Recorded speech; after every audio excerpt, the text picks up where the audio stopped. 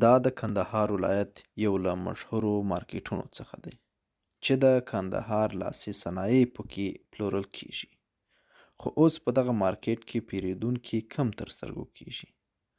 د کندهار ولایت یو له مشهورو دودونو څخه همدا کندهاري لاسي غاړې دي.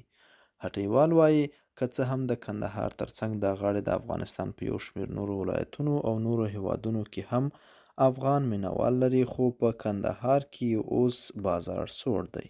پخوا یوازې په کندهار کې د خامکي غاړې اغوستل کېدلې، اوس په نورو ولایتو کې هم اغوستل کېږي چې د هغو د جملې څخه مزار، کابل، هلمند، فراه، هرات دغه ولایتونه دي او دغسې نورو ملکو ته هم چې زموږ خامکي غاړې نو ډېر پرمختګ یې کړی دی. کندهاري غاړې په لومړي سر کې په دودیز ډول زومونو ته وړل کېدې او هلته یې ډېر خوښونکي لري، خو نن ورځ یې هر ځای خوښونکي شته.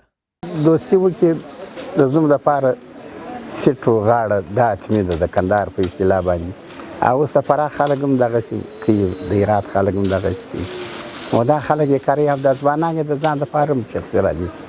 یو شمېر هټیوال وایي بازارونه دومره ساړه دي چې ان د کرایې د ورکړې توان نه لري. داسې له وخت لا راغلی دی چې معنا په 8000 په 10000 شی جوړ شوی دی، په 15000 مو ورکړی دی، په 3000 4000 په تاوان کې ورکړي. انسانان چې دي کاروبار ټوله په تاوان کې روان دي، چې بزنس نشته، کاروبار بندي، سره هیڅ شی پیدا وسنه کوي. چې کوم شی موږ په مزدوري جوړ کو هغه خپل سره موږ ته شی نه را جوړي، سره کاروبار د شاته روان دی.